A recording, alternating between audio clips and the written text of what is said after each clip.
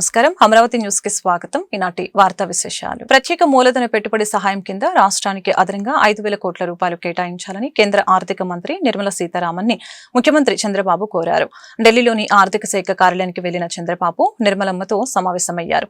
ఆంధ్రప్రదేశ్ కి ఇప్పటి వరకు ప్రత్యేక మూలధన పెట్టుబడి సహాయం కింద 2,010 కోట్లు లభించాయని, పెండింగ్ లో ఉన్న మూలధన ప్రాజెక్టులు పూర్తి చేసేందుకు 5,000 కోట్లు కేటాయించాలని వినతి పత్రం అందజేశారు. 2024-25 ఆర్థిక సంవత్సరానికి సంబంధించిన సింగిల్ నోడల్ ఏజెన్సీ ప్రోత్సాహక పథకం మార్గదర్శకాల ప్రకారం రాష్ట్ర ప్రభుత్వం ఎంపిక 250 కోట్ల రూపాయల విడుదలకి తగిన ఉత్తర్వులు ఇవ్వాలని కోరారు. తూర్పు ప్రాంత రాష్ట్రాల సమగ్ర అభివృద్ధి కోసం కేంద్రం ప్రకటించిన పూర్వోదయ పథకం వలన ఆంధ్రప్రదేశ్ కి మేలు జరుగుతుందని, త్వరగా విధి విధానాలు రూపొందించి ఈ పథకాన్ని అమల్లోకి తేవాలని ముఖ్యమంత్రిని కోరడం జరిగింది. సాయంత్రం ఎకనామిక్ టైమ్స్ నిర్వహించే సదస్సులో సీఎం పాల్గొంటారు. వైసీపీ నేతలు భగవంతుణ్ణి రాజకీయాల్లోకి లాగుతున్నారంటూ మంత్రి ఆనం రామనారాయణ రెడ్డి ఆవేదన వ్యక్తం చేశారు. ప్రతిపక్ష హోదా దక్కకుండానే ప్రతిపక్ష నేతగా ప్రకటించుకొని హిందువులపై రాజకీయాలు చేస్తున్నారని ఆగ్రహం వ్యక్తం చేశారు. జగన్ నేతృత్వంలో వైసీపీ నేతలంతా హిందూ ధర్మాన్ని విమర్శల పాలు చేయటమే పనిగా పెట్టుకున్నారని విమర్శించారు. నేరుగా ఆరోపణలు వస్తూ ఉంటే ఎదుర్కోలేని జగన్ డైవర్షన్ రాజకీయాలకి పాల్పడుతున్నారని ఆనం మండిపడ్డారు. ముఖ్యమంత్రి ఆదేశాల మేరకు దేవాదాయ శాఖల్లో ఖాళీల భర్తీకి శ్రీకారం చుట్టామని తెలియజేశారు. సీజీఎఫ్ ద్వారా నిధులు మంజూరు చేసి పాడైన దేవాలయాల అభివృద్ధికి శ్రీకారం చుట్టామని మంత్రి తెలిపారు. కాంగ్రెస్ పార్టీ నాయకుడైనటువంటి జగన్మోహన్ రెడ్డిని, ఆయన అనుచరగణాన్ని దేవుడు క్షమించడు. శ్రీ వెంకటేశ్వర స్వామి సన్నిధిలో నువ్వు వైకుంఠం పైనే విషం జిమ్మేటువంటి పరిస్థితులు, జరగనివి జరిగినట్లుగా నీ మీడియాలో వివిధ రకాలుగా ప్రచారం చేస్తే ప్రజలు నమ్ముతారనేటువంటి ఒక తప్పుడు ఆలోచనని, మార్గాన్ని ఎంచుకున్నారు. మీరు ఒక సైకోలాగా ఆనందం పొందడానికి దేవుణ్ణి కూడా దూషించే పరిస్థితి వచ్చింది మీకు. రాష్ట్రం నుంచి ప్రజలు నిన్ను ఇంటికి పంపించారు. నీ ముఖార విందాన్ని శాసనసభలో చూడలేమని చెప్పి పక్కకు పంపించారు. నీ సొంత నియోజకవర్గం పులివెందుల్లో కూడా నీకు స్థానం లేదని చెప్పకనే చెప్పారు. పులివెందుల ప్రజలు తప్పు చేశారంటావే కానీ నేను ఏదో పొరపాటు చేస్తే నన్ను ప్రజాస్వామ్యంలో పక్కన పెట్టారు నా ప్రజలను ఒప్పుకోవడం లేదు. ఎక్కడ చూసినా అరాచకాలు, దోపిడీ, అవినీతి, ఇవన్నిటినీ ప్రజల మనసుల్లో నుంచి తుడిచివేయడానికి కొత్తగా ఒక డైవర్షన్ పాలిటిక్స్ మొదలుపెట్టావు. నీ మీదకి నేరుగా ఏదైనా ఒక ఆరోపణ వచ్చినా ఎదుర్కొనేటువంటి ఆత్మస్థైర్యం నీకు లేదు. డైవర్షన్ పాలిటిక్స్తో ఇవాళ అందరి మనసుల్లోంచి ఒక్కసారిగా నిన్ను మర్చిపోవాలంటే ఏం చేయాలి అంటే, దైవాన్ని దూషిస్తే, దైవ కార్యక్రమాల మీద బురద జల్లితే అందరూ ఆ వైపు చూస్తారు, నా వైపు చూడకుండా అనేటువంటి తప్పుడు ఆలోచన ఇది. అందుకనే ఇవాళ ఈ యొక్క దైవ దూషణ పట్ల నువ్వు ఆకర్షితుడు అయ్యావు. దాని పక్కనే దానివైపే నువ్వు మాట్లాడుతున్నావు. పింఛన్ల కోసం ఏడాదికి 33,000 కోట్లు ఖర్చు చేస్తున్నట్లు మంత్రి కొండపల్లి శ్రీనివాస్ తెలిపారు. రాష్ట్ర వ్యాప్తంగా 63.71 లక్షల మందికి పంపిణీ చేస్తున్నట్లు తెలిపారు. పింఛన్లు తొలగించినట్లు వైకాపా అసత్య ప్రచారం చేస్తుందని పేర్కొన్నారు. గత ప్రభుత్వం హయాంలోనే 10 లక్షల పింఛన్లు తొలగించారని వివరించారు. చనిపోయిన వారి పింఛన్లు మాత్రమే తొలగిస్తున్నాం. గత ప్రభుత్వం అనర్హులకి దివ్యాంగ ధ్రువపత్రాలు ఇచ్చింది. ఇప్పటి వరకు 80,000 మందిని అనర్హులుగా గుర్తించాం. వారికి పింఛన్ మంజూరు చేయించిన వారిపై చర్యలు తీసుకుంటాం. అర్హత ఉన్న ఏ ఒక్కరి పింఛన్ తొలగించబోమని కొండపల్లి శ్రీనివాస్ తెలిపారు. ప్రతి నెల 2,700 కోట్ల రూపాయలని 65 లక్షల మందికి గత జూలై 1న మొదలు పెడితే ఈరోజు 63,71,000 మందికి ఈరోజు పెన్షన్ నిమిత్తమై ప్రతి నెల 1వ తారీఖున పంపిణీ చేయడం జరుగుతూ ఉంది. మనందరికీ తెలుసు, గౌరవ ముఖ్యమంత్రి గారు ఆయన 4వ టర్మ్ ముఖ్యమంత్రిగా చేస్తున్నప్పటికీ కూడా ఎలాగా సమాజంలో పేదరికం నిర్మూలన చేయాలి, ఏ రకంగా అయితే ప్రజలు పేదరికం నుంచి బయటకు వస్తారు అనే విషయంలో ఎప్పుడూ ఆయన చేస్తున్నటువంటి ప్రయత్నం చిన్నది కాదు. గతంలో డ్వాక్రా సంఘాలు ఏర్పాటు చేసి మహిళలు ఎలాగ అభ్యున్నతి తీసుకురావాలి, మహిళల ద్వారా ప్రతి కుటుంబం కూడా పేదరికం నుంచి ఎలా బయటికి రావాలని ఆయన తీసుకున్నటువంటి నిర్ణయాలు ఈరోజు దేశం అంతా కూడా ఆచరిస్తున్న జరుగుతూ ఉంది. మరి అలాగే ఈ పెన్షన్స్ కూడా అంతే ప్రాధాన్యతతో గత తెలుగుదేశం ప్రభుత్వాల్లో చేసుకున్నటువంటి నిర్ణయాల్లో వికలాంగులకి పెన్షన్ కల్పించడంలో కానీ, వితంతులకు పెన్షన్ కల్పించడం కానీ, వీవర్స్కి పెన్షన్ కల్పించడంలో కానీ అన్ని నిర్ణయాల్లో కూడా గత తెలుగుదేశం ప్రభుత్వంలోనే ఎక్కువ నిర్ణయాలు ఉన్న విషయం అందరికీ కూడా ప్రజలందరూ కూడా గమనించాలి. అన్న నందమూరి తారక రామారావు గారు మొట్టమొదటిసారిగా పెన్షన్ స్టార్ట్ చేశారు. దివ్యాంగులకి పెన్షన్ కూడా తెలుగుదేశం ప్రభుత్వంలో రావడం జరిగింది. అండ్ ఎందుకంటున్నానంటే ఇవన్నీ కూడా తెలుగుదేశం ప్రభుత్వ హయాంలోనే పెన్షన్ అనేది ఎవరైతే బలహీన వర్గాలు ఉన్నాయో వాళ్ళు పేదరికం నుంచి బయటికి రావాలి, కొంత సాయం చేకూర్చాలి, కొంత సాయం వాళ్ళకి అందితే ఖచ్చితంగా వాళ్ళు వృత్తి ధర్మాన్ని చేసుకుంటూ వాళ్ళు అదనపు ఇన్కమ్ కింద ఇది ఉంటుందని ఒక ఆలోచనతో ఇవ్వడం జరిగింది. మరి అంతేకాకుండా వృద్ధాప్యం పెన్షను ఈరోజు గ్రామాల్లో మేము ప్రతి నెల 1వ తారీఖు వెళ్తూ ఉంటే చాలామంది వృద్ధులందరూ కూడా చాలా సంతోషంగా ఉన్నారు. ఎందుకంటే ఈరోజు ఎవరి మీద ఆధారపడకుండా గౌరవంగా గర్వంగా వాళ్ళు బతికే పరిస్థితి ఈరోజు గౌరవ ముఖ్యమంత్రి గారు అవకాశం కల్పించారు. ఎందుకంటున్నారంటే మేము వెళ్తున్నప్పుడు వాళ్ళు తీసుకొచ్చినటువంటి పలకరింపు కానీ వాళ్ళు తీసుకొచ్చినటువంటి మాకు చూపించినటువంటి అభిమానం కానీ. ఏపీలో వైఎస్ఆర్సీపీ నేతల విషయంలో కూటమి ప్రభుత్వం కక్షపూరిత వైఖరిని అవలంబిస్తుందని మాజీ మంత్రి వైఎస్ఆర్సీపీ ఎమ్మెల్యే పెద్దిరెడ్డి రామచంద్రారెడ్డి తీవ్రంగా విమర్శించారు. శుక్రవారం ఆయన రాజమండ్రి సెంట్రల్ జైల్లో నిర్బంధంలో ఉన్న తన కుమారుడు ఎంపీ మిథున్ రెడ్డిని కలిసి వివరాలు తెలుసుకున్నారు. అనంతరం మీడియాతో మాట్లాడారు. పెద్దిరెడ్డి మాట్లాడుతూ మిథున్ రెడ్డికి కోర్టు ఆదేశాల ప్రకారం ఇవ్వాల్సిన సదుపాయాలు కూడా సరైన విధంగా అమలు కావటం లేదని చెప్పారు. ఇది పూర్తిగా ప్రభుత్వం కక్షపూరితంగా వ్యవహరిస్తుందనే విషయానికి నిదర్శనమని అన్నారు. గతంలో జైలు వద్ద పోలీసులు ఆంక్షలు ఎలా ఉండేవో ఇప్పుడు ఎలా ఉన్నాయో ప్రతి ఒక్కరికి స్పష్టంగా తెలుస్తుందని తెలిపారు. అలాగనే చంద్రబాబు నాయుడు సెంట్రల్ జైల్లో ఉన్న సమయంలో అప్పటి ప్రభుత్వం ఇలాంటి వ్యవహారం ఎప్పుడూ చేయలేదని గుర్తు చేశారు. మిథున్ రెడ్డి జైలు నుంచి బయటకు వచ్చిన తర్వాత మరింత బలంగా సమర్థవంతంగా ప్రజల కోసం పనిచేస్తారని నమ్మకం ఉంది అని పెద్దిరెడ్డి వ్యాఖ్యానించారు. అదేవిధంగా ఇంత కక్షపూని వ్యవహారం చేస్తూ ఉన్నారు. జైలు సిబ్బంది కానీ బయట పోలీసులు కానీ అందరూ కూడా చాలా కక్షపూరితంగా వ్యవహారం చేస్తూ ఉన్నారు. ఇది ఒక ప్రభుత్వం చేయాల్సింది కాదు, కానీ ఈ ప్రభుత్వం చేస్తూ ఉంది. దీనికి తప్పనిసరిగా ప్రతిఫలం తీర్చుకోక తప్పదని చెప్పి తెలియజేస్తూ ఉన్నాను. ఏవి కూడా పూర్తి స్థాయిలో అక్కడ అమలు కావడం లేదు. మరి దానికి కూడా ప్రభుత్వమే బాధ్యత వహించాలా. మరి మాకైతే పశ్చాత్తాపం లేదు. ఏది ఉన్నా ఏది లేకపోయినా ఆరోగ్యంగా ఆయన బాగానే ఉన్నాడు, ధైర్యంగా ఉన్నాడు. తప్పకుండా బెయిల్ వచ్చిన తర్వాత తిరిగి ప్రజా జీవితంలో అంతకంటే ఎక్కువగా గతంలో కంటే ఎక్కువగా రాణిస్తాడని చెప్పి భావిస్తూ ఉన్నాను. కూటమి ప్రభుత్వం వ్యవసాయాన్ని గాలికి వదిలివేసిందని వైసీపీ నేత మాజీ మంత్రి కాకాని గోవర్ధన్ రెడ్డి పేర్కొన్నారు. సీఎం చంద్రబాబు సెట్టింగ్లు వేయించుకుని మాటలు చెప్పడం తప్ప రైతులకి చేసిందేమీ లేదని మండిపడ్డారు. రాష్ట్రంలో అసలు వ్యవసాయ శాఖ పనిచేస్తుందా? ఒక పంటకు కూడా గిట్టుబాటు ధరలు లేవు. అతివృష్టి అనావృష్టితో రైతులు ఇబ్బందులు పడుతున్నారు. పంటలు దెబ్బతిన్న చోట్ల కనీసం సమీక్షలు కూడా నిర్వహించడం లేదు. అన్నదాతల గురించి ఆలోచించని దుర్మార్గమైన ప్రభుత్వం అని పేరు తెచ్చుకున్నారు. చంద్రబాబు ప్రభుత్వంలో దోచుకోవటానికి మాత్రమే కూటమి నేతలు ఉన్నారు. యూరియా పక్కదారి పడుతుందని వాళ్ళ పత్రికల్లోనే వార్తలు రాశారని కాకాని గుర్తు చేశారు. రైతులు అనేక రకాలైనటువంటి ఇబ్బందులు పడుతుంటే ఈ రాష్ట్రానికి రైతుల గురించి ఆలోచన చేసేటువంటి ముఖ్యమంత్రి ఉన్నాడా? అసలు వ్యవసాయ శాఖ మంత్రి ఉన్నాడా? ఒక శాఖను నిర్వహిస్తున్నాడా? అసలు ఈ రాష్ట్రంలో వ్యవసాయ శాఖ అనేటువంటిది పనిచేస్తుందా ఈ ప్రభుత్వంలో? ఇవన్నీ కూడా ప్రజలకి రైతులకి ప్రధానంగా వచ్చేటువంటి అనేక అనుమానాలు. ఈరోజు చూస్తే పంటలకి గిట్టుబాటు ధర లేదు అని చెప్పి మిర్చి దగ్గర నుంచి, మామిడి దగ్గర నుంచి, ప్రత్తి దగ్గర నుంచి, పొగాకు దగ్గర నుంచి, కోకో దగ్గర నుంచి, బొప్పాయి దగ్గర నుంచి ప్రతి పంటకి ఈ రోజు పంటకి గిట్టుబాటు, వరి అయితే వదిలేశారు, గాలికి వదిలేశారు. మిగతా పంటలకు సంబంధించి ఎక్కడా కూడా గిట్టుబాటు ధర లేదు అంటే కనీసం స్టేట్మెంట్లు ఇవ్వడం, కొన్ని పత్రికల్లో అనుకూలమైనటువంటి పత్రికల్లో ఆహా ఓహో ఏదో జరిగిపోయిందనేటువంటి భ్రమలు కల్పించడం తప్ప ఎక్కడైనా ఈ ప్రభుత్వం రైతుల గురించి పట్టించుకుని రైతులను ఆదుకున్నటువంటి పరిస్థితి కనిపిస్తుందా? గిట్టుబాటు ధర కల్పించాలనేటువంటి ఆలోచన ఎక్కడైనా ఈ ప్రభుత్వానికి ముఖ్యమంత్రికి ఎప్పుడైనా అనిపించిందా అనేటువంటిది ఈరోజు ప్రధానంగా రైతులు ప్రశ్నిస్తున్నటువంటి అంశం. కరువు వచ్చింది, వర్షం వచ్చింది, ఒక పక్క అతివృష్టి అనావృష్టి, ఎక్కడ ఉలుకు పలుకు లేదు.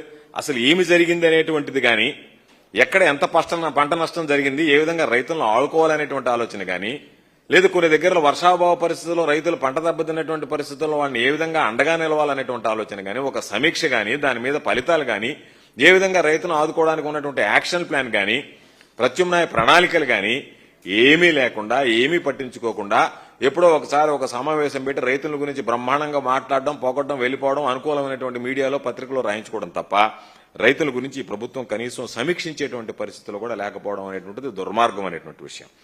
ఈరోజు రైతు ఆలోచనలో ఈ ప్రభుత్వానికి సంబంధించినటువంటి ఆలోచన చేసేటువంటి పరిస్థితుల్లో అన్నదాతల గురించి ఆలోచన చేసేటువంటి పరిస్థితి, రైతు అనేటువంటి వాడు ఈ రాష్ట్రంలో ఉన్నాడు అని చెప్పి కనీసం రైతుల గురించి ఆలోచన చేసేటువంటి పరిస్థితి లేనిటువంటి దురదృష్టకరమైనటువంటి దుర్మార్గమైనటువంటి ప్రభుత్వం ఏదన్నా ఉందంటే ప్రస్తుతం నడుస్తున్నటువంటి కూటమి ప్రభుత్వం. కూటమి ప్రభుత్వం ప్రియారిటీస్ ఏంటి అంటే వాళ్ళు దౌర్జన్యాలు, అఘాయిత్యాలు, దాడులు, వాటితో పాటు తప్పుడు కేసులు, అనేక రకాలైనటువంటి కక్ష సాధింపులు, మాఫియా, ఎక్కడ చూసినా సరే నిద్రలేస్తే ఒక మట్టి మాఫియా ఒక పక్క, లిక్కర్ మాఫియా, మైనింగ్ మాఫియా, ఎక్కడ పడితే అక్కడ దోచుకోవడం, వేరే వాళ్ళకి అవకాశం లేకుండా ఈరోజు చాలా ఇసుక ఫ్రీ అది ఇది అని చెప్పడం. టెక్నాలజీ వినియోగంతో పారదర్శకతతో సంక్షేమం అందేలాగా కూటమి ప్రభుత్వం చర్యలు తీసుకుంటుందని ఆంధ్రప్రదేశ్ పౌర సరఫరాల శాఖ మంత్రి నాదెండ్ల మనోహర్ వ్యాఖ్యానించారు. సుపరిపాలనలో భాగంగా అనేక సంస్కరణలు తీసుకువచ్చామని ఉద్ఘాటించారు. ఈ నెల 25వ తేదీ నుంచి స్మార్ట్ రైస్ కార్డులు పంపిణీ ప్రారంభిస్తామని వెల్లడించారు. ఈ సందర్భంగా మీడియాతో ఆయన మాట్లాడుతూ ఈ నెల 25వ తేదీన 9 జిల్లాల్లో స్మార్ట్ కార్డులు పంపిణీ కార్యక్రమం ప్రారంభిస్తామని మంత్రి నాదెండ్ల పేర్కొన్నారు. వచ్చే నెల 15వ తేదీ వరకు 4 విడతల్లో పండుగ వాతావరణంలో స్మార్ట్ కార్డుల పంపిణీ చేస్తామని ఈ సందర్భంగా స్పష్టం చేశారు. 1.45 కోట్ల కుటుంబాలకి స్మార్ట్ రైస్ కార్డుల్ని ఉచితంగా ఇంటింటికి వెళ్లి అందజేస్తామని అన్నారు. క్యూఆర్ కోడ్తో సహా పలు సాంకేతిక అంశాలతో స్మార్ట్ కార్డులు తయారు చేస్తామని పేర్కొన్నారు. మండలాల వారీగా స్మార్ట్ కార్డుల పంపిణీ పూర్తయిందని చెప్పుకొచ్చారు. సరుకుల పంపిణీ సమాచారాన్ని ఎప్పటికప్పుడు కేంద్ర సర్వర్ కి చేరవేస్తుందని వివరించారు. స్మార్ట్ రైస్ కార్డుల డిస్ట్రిబ్యూషన్ ప్రారంభించబోతున్నాం. దాదాపు 1,45,00,000 రైస్ కార్డ్స్ ఉచితంగా ఇప్పుడు ఎవరికైతే కార్డ్స్ ఉన్నాయో వారందరికీ కూడా, కొత్తగా దాదాపు 6,71,000 మందికి మనం నమోదు చేసుకున్న వాళ్ళకి కూడా ఈ అవకాశం కల్పించి ఒక భారీ స్థాయిలో టెక్నాలజీని ఉపయోగించుకుంటూ, బహుశా భారతదేశంలో ఎక్కడ కూడా ఇప్పటి వరకు ఇటువంటి కార్యక్రమం జరుగుండదు. ఎందుకంటే ఎలక్షన్ కమిషన్ కూడా చాలా సమయం తీసుకుంటుంది. కానీ 25వ తారీఖున ప్రారంభించబోయే ఈ కార్యక్రమం క్షేత్రస్థాయిలో ఇంటింటికి వెళ్ళి అందించడానికి కోసం కూడా ఒక ప్రయత్నం చేయబోతున్నాం. సో గ్రామ సచివాలయం, వార్డు సచివాలయం డిపార్ట్మెంట్తో టైఅప్ చేసుకుని ఈ కార్యక్రమాన్ని రాష్ట్ర వ్యాప్తంగా 1,45,00,000 కుటుంబాలకి అందించే విధంగా ఈ స్మార్ట్ రైస్ కార్డ్స్ తీసుకొచ్చాం. ఇదివరకు కూడా మీ అందరికి కూడా వివరించాం మేము. దీంట్లో చాలా స్పష్టంగా కేవలం ప్రభుత్వ చిహ్నాలు, ఎవరైతే ఫ్యామిలీ హౌస్ హోల్డ్ హెడ్ ఉంటారో వాళ్ళ ఫోటో ఒక్కటే ఉంటుంది. సేఫ్టీ మెజర్గా క్యూఆర్ కోడ్ ఉంటుంది. వెనక వైపు కుటుంబ సభ్యుల వివరాలు, అదేవిధంగా ఒక కస్టమర్ టోల్ ఫ్రీ నంబర్ లాగా ఒక హాట్ లైన్ ఒకటి ఏర్పాటు చేసి 1967 అనేది ఎవరైనా ఎప్పుడైనా ఫోన్ చేసుకోవచ్చు.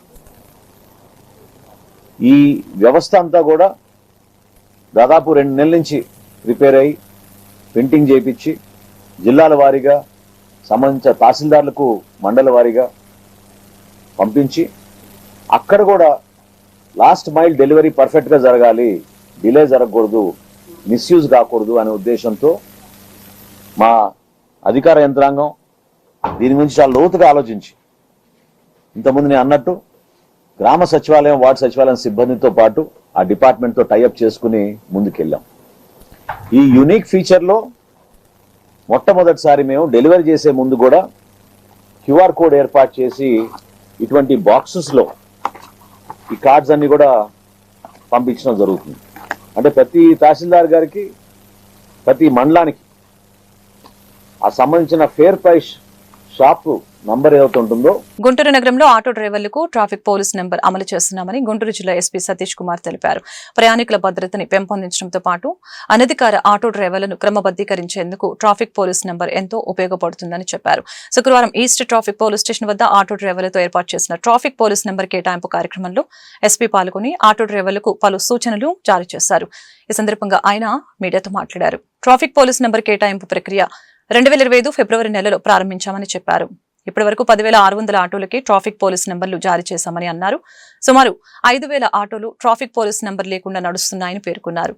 ఈ నెంబర్లు పొందేందుకు వచ్చే నెల ఆఖరు వరకు గడువు ఉందని, ఆ తర్వాత ప్రత్యేక డ్రైవ్ చేపట్టి నిబంధనలు ఉల్లంఘించిన వారిపై చట్ట ప్రకారం చర్యలు తీసుకుంటామని ప్రకటించారు. శంకర్ విలాస్ బ్రిడ్జి నిర్మాణం దృష్ట్యా నగరంలో ట్రాఫిక్ సమస్యలు తలెత్తకుండా ప్రత్యేకమైన చర్యలు తీసుకోవడం జరిగిందని వివరించారు. ప్రాపర్ గా లైసెన్స్ లేదో, ఎవరి దగ్గర పర్మిట్ ప్రాపర్ గా లేదో, ఎవరు పర్మిట్ రెన్యూవల్ చేయట్లేదో వాళ్ళే ఇప్పుడు వరకు మన రాకుండా ఉన్నారనేది మనకున్న సమాచారం. సో దీంట్లో కూడా ఈ లాస్ట్ ఒక 20 రోజులు కూడా దాదాపు 600 ఆటోస్ చేసుకున్నారు. ఇప్పుడు వరకు 10,600 ఆటోస్ వరకు మన నంబర్ ఇవ్వడం జరిగింది. దీనికి కోఆపరేట్ చేసిన ప్రతి ఒక్క ఆటో వాళ్ళందరికీ కూడా మన పోలీస్ తరపు నుంచి ధన్యవాదాలు చెప్పుకుంటున్నాము. అదేవిధంగా రిమైనింగ్ ఒక 5,000 మంది, దాదాపు 5,000 మంది కూడా ఇమీడియట్గా వచ్చి నంబర్ తీసుకోవాలని చెప్పేసి మన పోలీస్ తరపు నుంచి సూచనలు చెప్తున్నాము. ఎందుకంటే ఒకవేళ మీరు ఇంకా 1 మంత్ మనకి సెప్టెంబర్ లాస్ట్తో పాటు మన డెడ్ లైన్ ఫిక్స్ చేస్తున్నాము. దాని తర్వాత ఏ ఆటోకి నంబర్స్ లేదో ఆ ఆటోస్ పైన మేము ఎన్ఫోర్స్మెంట్ని స్టార్ట్ చేస్తాం. సో ఆటో వాళ్ళు రిమైనింగ్ ఇంకా ఎవరెవరు తీసుకోవట్లేదో వాళ్ళు అందరూ వచ్చేసి ఈ నంబర్ తీసుకోవాలని చెప్పి కోరుకుంటున్నాము. మన ప్రజలకు కూడా వాళ్ళు ఏ ఆటోలో ఎక్కుతున్నారో ఈ నంబర్ ఉన్న ఆటోనే చూసి ఎక్కమని చెప్పేసి మేము కోరుకుంటున్నాము. ఎందుకంటే మీరు ఆటోలో ఎక్కిన తర్వాత మీరు ఇమీడియట్గా QR కోడ్ని స్కాన్ చేస్తారంటే ఆటో డీటెయిల్స్ అన్నీ వచ్చేస్తాయి. కాబట్టి మీ సెక్యూరిటీ పరంగా కూడా అదే మంచిది. కాబట్టి మీరు ప్రజలందరూ కూడా ఏ ఆటోలో ఈ QR కోడ్తో పాటు ఈ నంబర్ ఉందో దానికే ప్రయారిటీ ఇవ్వమని చెప్పేసి కోరుకుంటున్నాం. ఒకటి మనకు జరుగుతుంది, దానికి ఇనఫ్ మనకు అవేర్నెస్ ఇవ్వడం జరిగింది. దానిపైన ప్రజలతో పాటు ఇంటరాక్షన్ చేయడం జరిగింది. కొంత ఇన్పుట్స్ కూడా తీసుకోవడం జరిగింది. అంటే మన తెలిసిన వరకు ఈ diversion starting 3 to 4 days especially వర్షం ఉన్న రోజుల్లో కొంచెం మనం ఇబ్బందికరంగా ఫీల్ అయ్యాము. సో ఇప్పుడు కూడా ఎక్కడ కూడా వెహికల్ కంప్లీట్గా ఆగిపోయిన పరిస్థితి మాత్రం ఎక్కడ లేదు. అంటే మనం అదర్ పోలీస్ స్టేషన్ నుంచి కూడా దాదాపు ఒక 30 మందిని నేను ట్రాఫిక్కి ఎక్స్ట్రా ఇచ్చాను. సో ట్రాఫిక్ రెగ్యులేషన్ కోసం. సో మెయిన్గా మనకి కొంచెం 300 దగ్గర అంటే మనకి ఇండియన్ స్ప్రింగ్ స్కూల్ అంటే అలాంటి కొన్ని చోట్ల మాత్రం కొన్ని ప్రెషర్ ఉన్నాయి. సో అక్కడ మనము అంటే దాని ఉన్న ఇన్ఫ్రాస్ట్రక్చరే అంతే. సో అది పీక్ టైంలో మనం 9:30 to 10:30, 11 మళ్ళీ ఈవినింగ్ 4:30 to 5:30, 6 వరకు కొంచెం అక్కడ ప్రెషర్ పాయింట్స్ ఉన్నాయి. అదేవిధంగా గంగరకుంట అండర్ పాస్ దగ్గర సో ఇలాంటి కొన్ని ఏరియాస్లో ప్రెషర్ పాయింట్స్లో మేము ఎక్స్ట్రా ఫోకస్ చేస్తున్నాము. ప్రజలు కూడా ఇంకా కమింగ్ డేస్లో అలవాట్లు అయిపోతారు కాబట్టి ఇబ్బంది ఉండదని అనుకుంటున్నాము. అదేవిధంగా మనం కలెక్టర్ మేడం దగ్గర, మున్సిపల్ కమిషనర్ దగ్గర రిక్వెస్ట్ చేసుకుని ఏ కేటగిరీ, బి కేటగిరీ అని చెప్పేసి ఎడ్యుకేషనల్ ఇన్స్టిట్యూషన్స్ని కూడా ఏ కేటగిరీ, బి కేటగిరీ అని చెప్పి డివైడ్ చేస్తూ టైమింగ్ ఒక 45 minutes to 1 hour డిఫరెన్సెస్లో స్కూల్ బస్సెస్, కాలేజ్ బస్సెస్ వస్తున్నప్పుడు కూడా మేము ప్లాన్ చేసుకున్నాము. ఆల్రెడీ ఇన్ఫార్మ్ కూడా చేశాము. అది కూడా కమింగ్ డేస్లో కొన్ని స్ట్రిక్ట్గా ఇంప్లిమెంట్ చేస్తామంటే. ప్రేమ వివాహం తమ కుమారుడి మృతికి కారణమైందని యువకుని తల్లిదండ్రులు ఈస్ట్ ట్రాఫిక్ పోలీస్ స్టేషన్ వద్ద గుంటూరు జిల్లా ఎస్పీ సతీష్ కుమార్ని కలిసేందుకు ప్రయత్నించారు. అయితే వివరాలతో సహా ఎస్పీ కార్యాలయానికి రావాలని సీఏ సూచించడంతో మృతిని కుటుంబీకులు మీడియాతో మాట్లాడారు. గుంటూరు నగరానికి చెందిన గాడికోయ సురేష్ స్థానికంగా ఉన్న అశ్వినితో కలిసి నెల రోజుల క్రితం అదృశ్యమయ్యారు. దీనిపై నల్లపాడు పోలీస్ స్టేషన్లో అశ్విని తల్లిదండ్రులు కేసు పెట్టారు. ఈ నేపథ్యంలో అనారోగ్యం కారణంగా సురేష్ ఆదిలాబాద్ హాస్పిటల్లో ట్రీట్మెంట్ పొందుతూ మెరుగైన వైద్యం కోసం హైదరాబాద్ గాంధీ హాస్పిటల్కి తరలించారు. ఈ విషయం ఇరు కుటుంబ సభ్యులకు తెలియడంతో తొలుత అమ్మాయి తరపు బంధువులు వెళ్లి అశ్వినిని బలవంతంగా గుంటూరుకి తీసుకువచ్చారు. అలాగే ట్రీట్మెంట్ పొందుతున్న సురేష్ ని వాళ్ళ బంధువులు గుంటూరుకి తీసుకువస్తున్న సమయంలో మార్గం మధ్యంలోనే మృతి చెందాడు. సురేష్ మృతికి అశ్విని తల్లిదండ్రులే కారణమని నల్లపాడు పోలీస్ స్టేషన్లో ఫిర్యాదు చేస్తే పోలీసులు కేసు నమోదు చేయడం లేదని మీడియా ఎదుట వాపోయారు. నన్ను మొప్పాలు ఇచ్చారు గోగులపాడు నుంచి. మా అబ్బాయి ఒక అమ్మాయిని తీసుకుని వాళ్ళిద్దరు ఇష్టపడే పోయారట. మాకైతే తెలియదు ఆ పాప పొందు. వాళ్ళు వచ్చి మాకు చెప్పిందని మాకు తెలియదు. వాళ్ళందరూ మా ఇంటి మీదకి వచ్చి ఎగబడ్డారు. మా అమ్మ వాళ్ళు ఒక్కళ్ళు ఏమన్నారు, ఎగబడ్డారు.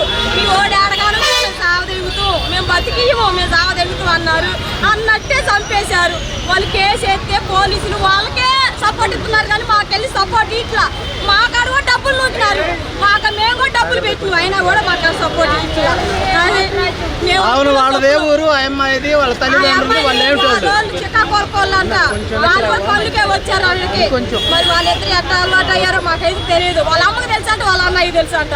మాకైతే తెలియదు. వాళ్ళే మా పిల్లగాని చదువుకారు. మాకు న్యాయం జరగాల. చచ్చిపోయినా కూడా శవాన్ని కూడా చేసుకొచ్చినా కూడా మాకు తెలియదు. మేము మీకు తీసుకురండి శవాన్ని అన్నారు ఆ ఎస్ఐ గారు.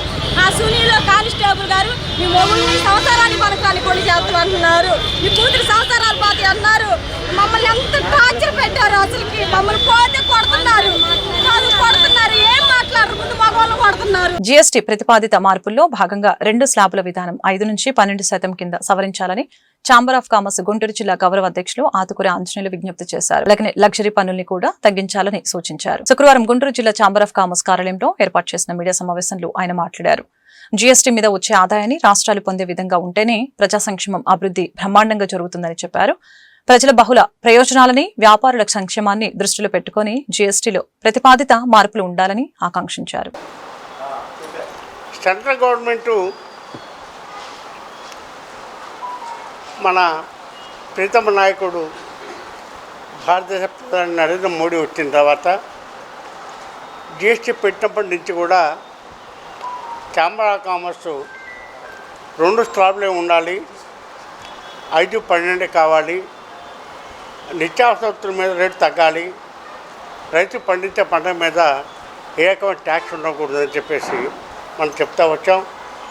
అయితే నరేంద్ర మోడీ గారు మంచి మనసు పెద్ద మనసుతోటి ప్రజలను దృష్టిలో పెట్టుకొని వ్యాపారస్తులను దృష్టిలో పెట్టుకొని జిఎస్టీ స్లాబ్ తగ్గించాలి అని చెప్పేసి మంత్రిమండలి జిఎస్టీ కౌన్సిల్కి ఒక రిప్రజెంటేటివ్ పంపించింది. 5-18 అని చెప్పి పంపించింది. మేము ఏమన్నామంటే 5-18 కాదు, 5-12 చేయాలి.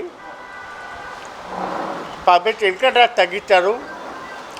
పేదవాళ్ళకి ఇన్కమ్ ట్యాక్స్ ఎగ్జామ్స్ నుండి ఇల్లు ఫ్రీగా ఇస్తున్నప్పుడు మా ధనవంతులు కూడా ఫ్రీగా హౌసెస్ కట్టుకునే దానికి ఇన్కమ్ ట్యాక్స్ ఎగ్జామ్షన్ ఇవ్వాలి. దాన్ని ఎంత ఖర్చు పెట్టావు ఏం చేస్తామని లెక్క అడిగేదానికి ఇల్లు లేకుండా మాకు కూడా సొంత ఇల్లు కావాలని చెప్పి ఆలోచన చేస్తూ ఉన్నాం. రైతులు పండించే ముడి పంట మీద ఏ రకమైన ట్యాక్స్ ఇవ్వడానికి వేయకూడదు. అలాగే మందుల మీద సబ్సిడీ ఇచ్చి ట్యాక్స్ వేసే కంటే ఎక్సైజ్ డ్యూటీ వేసే కంటే ఎక్సైజ్ డ్యూటీ లేకుండా ఫ్రీగా ట్యాక్స్ లేకపోతే రైతులకు మేలు జరిగే అవకాశం ఎక్కువగా ఉంటుంది. ఏదేమైనా పెట్రోల్ డీజిలు భారతదేశం అంతా కూడా జిఎస్టీ కలపాలి.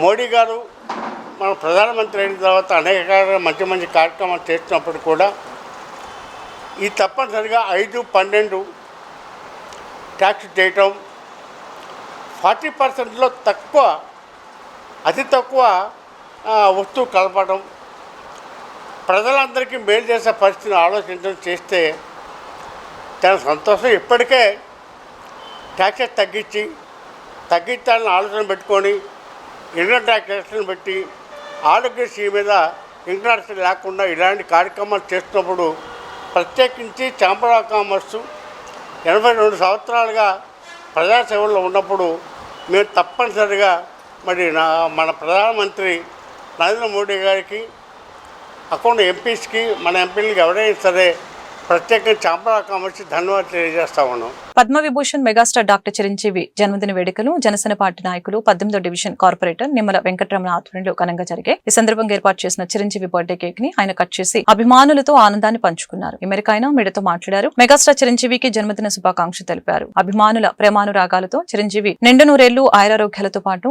అష్టైశ్వర్యాలతో తొలుతూగాలని ఆకాంక్షించారు. చిరంజీవి చేపట్టిన పలు సేవా కార్యక్రమాలు అజరామారమని కీర్తించారు.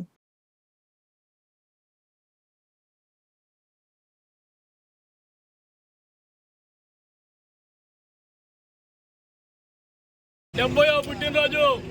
ఈ 70వ పుట్టినరోజుని ఇంతకుముందు కొన్ని గ్రామాల్లో కొన్ని ప్రాంతాల్లో చేశారు. కానీ ఇవాళ యూనివర్సల్ ప్రపంచ స్థాయిలో చిరంజీవి యొక్క 70వ పుట్టినరోజు చాలా ఘనంగా చేస్తున్నారు. ఆయన ఏంటంటే పార్టీలకు అతీతుడు, ఎవరికి అతీతుడు అంటున్నారు. కానీ ఆయన భారతరత్న అయినా కూడా పవన్ కళ్యాణ్కి అన్నయ్య ముందు. కాబట్టి మెదడుని గుండెని వేరు చేయలేరు, పవన్ కళ్యాణ్ని చిరంజీవిని వేరు చేయలేరు. చిరంజీవి ఎప్పుడు కూడా జనసేన పార్టీ అని మేము గట్టిగా జనసేన తరపున చదువుతున్నాము. మాది ఎప్పుడు జనసేనే, చిరంజీవి కూడా జనసేనే. జై మెగాస్టార్. గుంటూరు పశ్చిమ ఎమ్మెల్యే కార్యాలయంలో శుక్రవారం పద్మవిభూషణ్ మెగాస్టార్ డాక్టర్ చిరంజీవి జన్మదిన వేడుకలు అట్టహాసంగా జరిగాయి. ఈ సందర్భంగా ఏర్పాటు చేసిన చిరంజీవి బర్త్డే కేక్ ని ఎమ్మెల్యే గల్లా మాధవి కట్ చేసి అభిమానులతో ఆనందాన్ని పంచుకున్నారు. ఈ మేరకు ఎమ్మెల్యే గల్లా మాధవి చిరంజీవికి జన్మదిన శుభాకాంక్షలు తెలిపారు. కార్యక్రమంలో రాష్ట్ర వడ్డెర కార్పొరేషన్ చైర్మన్ మల్లె ఈశ్వరరావు, జనసేన పార్టీ నాయకులు ఆలహరి, ఉల్లి గోపాల్, మెహబూబ్ పాషా, బండారు రవీంద్ర, రాధాకృష్ణమూర్తి, కోల అంజీ, మల్లిక తదితరులు పాల్గొన్నారు. నమస్కారం అండి.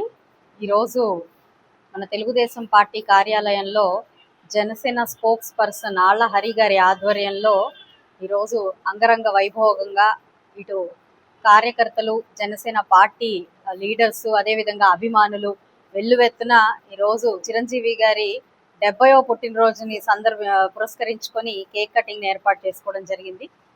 మనందరికీ తెలుసు, కేవలం ఒక నటుడిగా కాకుండా ఒక వ్యక్తిత్వం ఉన్న వ్యక్తిగా ఈరోజు సమాజంలో ఉన్న వ్యక్తి చిరంజీవి గారు. ఎందరికో ఆదర్శంగా ఉన్నారు.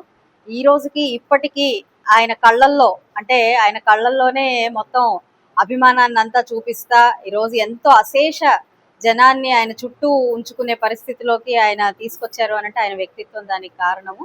ఎప్పటికీ కూడా మా అందరికీ ఆదర్శప్రాయులు. ఆయన ఇంకా నిండు నూరేళ్లు ఇలాగే ఉండాలి అని చెప్పి కోరుకుంటూ, మా అభిమానులందరం కూడా ఆయన యొక్క ఆయురారోగ్యాలను ఆకాంక్షిస్తూ, ఆళ్ల హరి గారు ఇలాంటి కార్యక్రమాలు అనేక నిర్వర్తిస్తూ ముందుకు వెళ్ళాలి అని చెప్పి కోరుకుంటూ మరొకసారి చిరంజీవి గారికి జన్మదిన శుభాకాంక్షలు.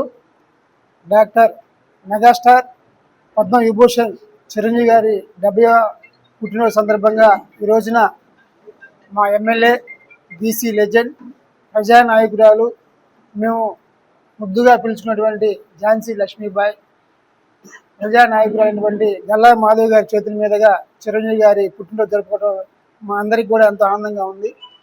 ఒక మనిషి పట్టుదలతో, అంకిత భావంతో, చిత్తశుద్ధితో కష్టపడితే ఎంతటి విజయాన్ని సాధించవచ్చు అనేది నిరూపణకి మెగాస్టార్ కారణం. సినీ పరిశ్రమలో ఎలాంటి అండదండలు లేకుండా స్వయం కృషితో ఎదిగినటువంటి వ్యక్తి. చిరంజీవి గారికి ముందు, చిరంజీవి గారి తర్వాత అనే విధంగా ఆ ప్రభావం చూపించినటువంటి వ్యక్తి చిరంజీవి గారు. అలాగే ఆయనకున్నటువంటి కోట్లాది అభిమానుల్ని సేవా తత్పరత వైపు మళ్లించినటువంటి వ్యక్తి చిరంజీవి గారు. రక్తదానం చేయాలంటేనే భయపడేటువంటి రోజుల్లో రక్తం అందకుండా ఎవరు చనిపోకూడదనే ఒక మహోన్నతమైన కార్యక్రమంతో రాష్ట్ర వ్యాప్తంగా ఉమ్మడి రాష్ట్రంలో రక్తదాన శిబిరాన్ని ప్రారంభించి తన అభిమానులతో కోట్లాది మంది ప్రాణాలు కాపాడిన వ్యక్తి. అలాగే ఐ బ్యాంక్ సృష్టించిన వ్యక్తి. అలాగే దేశంలో ఎక్కడ ఏ అవసరం వచ్చినా, ప్రకృతి విలయాలు వచ్చినా సరే, ప్రజలకు ఏ ఆపద వచ్చినా, ఎలాంటి కష్టం వచ్చినా చిరంజీవి గారి అభిమానులు ఉన్నారు. వాళ్ళందరినీ కూడా మీరు సహా చేయండి అని చెప్పి మమ్మల్ని అందరినీ ప్రోత్సహించిన వ్యక్తి. అలాంటి వ్యక్తి ఈ రోజున 70వ సంవత్సరంలో అడుగు పెడుతున్నారు.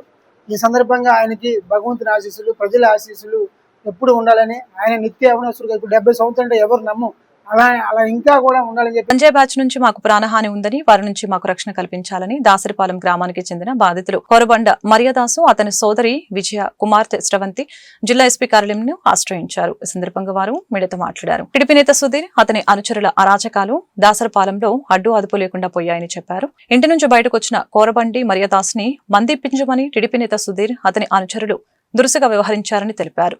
మందిప్పించేందుకు డబ్బులు లేవని చెప్పడంతో కోరబండి మరియదాస్ పై దాడి చేశారని తెలిపారు. సమాచారం అందుకుని ఘటనా స్థలానికి వెళ్లిన కుటుంబ సభ్యులపై కూడా దాడి చేశారని ఆవేదన వ్యక్తం చేశారు. పోలీస్ స్టేషన్లోనే మాకు న్యాయం జరగకపోతే మేము ఎక్కడికి వెళ్లాలని ఆవేదన వ్యక్తం చేశారు. మా గోడును పట్టించుకొని మాకు రక్షణ కల్పించి సుధీర్, అతని అనుచరులపై కఠిన చర్యలు తీసుకోవాలని కోరారు. ఎస్పీ గారికి నా నమస్కారాలండి. మాది దాసరపాలెం ప్లాట్లు, సిఆర్ నగర్ అంటారు. రాత్రి 7ంటికి గొడవ జరిగింది. గంజాయి బ్యాచ్ మా అన్నయ్యను ఒక్కడిని చేసి కొట్టి పడేశారు. మేము అడగటానికి వెళ్తే మమ్మల్ని కూడా తన్నారు ఆడవాళ్ళని. ఏం చేసుకుంటారో చేసుకోపోండి లంజల్లారా అని అక్కడ 10 మందిని అక్కడ 10 మందిని పెట్టాడు. మాకు భయం వేసి ఎటు షార్ట్ కట్ దారి ఉండి అటు పోయి కేసు పెట్టాము. స్టేషన్కి వెళ్తే పట్టించుకోలేదు, బయటికి పోండి అన్నారు. ఇంకా మేము వచ్చి రాత్రి అంతా హాస్పిటల్లో ఉండి మా అన్నయ్యకి చూపించుకున్నాము. మా అన్నయ్యది ఒక్కదే చూపించాము, మేము చూపించుకోలేదు.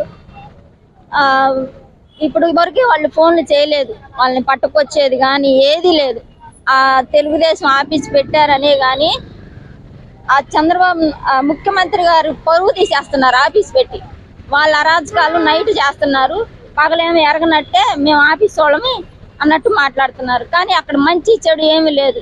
ఏదన్నా మాట్లాడితే తంతున్నారు, అన్ని డబ్బులు తీసుకుంటున్నారు, కరెంట్ ఆపేస్తున్నారు, ఎవరిని పడితే వాళ్ళు వాడేసుకుంటున్నారు, ఎదురు తిరిగితే వాళ్ళని కొడతామంటున్నారు, ఎట్లా పడితే అట్లా చేస్తున్నారు.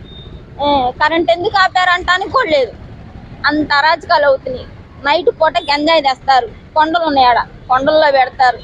ఇది ఇండస్ట్రీలు చేసుకుంటారు డ్రగ్స్, అది పెట్టుకొని భూమిలో పెట్టి రోజు ప్రతిరోజు వెళ్ళి చేసుకుంటారు. ఆడది కానీ మగోడు కానీ లెక్క లేకుండా బాధ్యతలు పెడుతున్నారు. మీరు దాసరపాలెం వస్తే ఇప్పుడు ఆ ఊరు ఎమ్మెల్యే గారు ఉన్నారు, ఆయన వచ్చి ఏందమ్మా ఎట్లా ఉంది, ఇక్కడ మంచి జరుగుతుందా, బాగా చేస్తున్నారా అని ఇప్పుడు వరకు అయితే అడగలేదు. సంవత్సరంన్నర అయింది, మాకు ఏ రోజు వచ్చి ఎవరు మాట్లాడింది లేదు. కాలువలు కడతగాలు అవుతున్నాయి, కరెంటు కడతగాలు అవుతున్నాయి, ఎవరన్నా మాట్లాడితే దాన్ని తిడుతున్నారు. నాకు బాధ అయితే నేను వెళ్ళి అడిగితే గొడవ.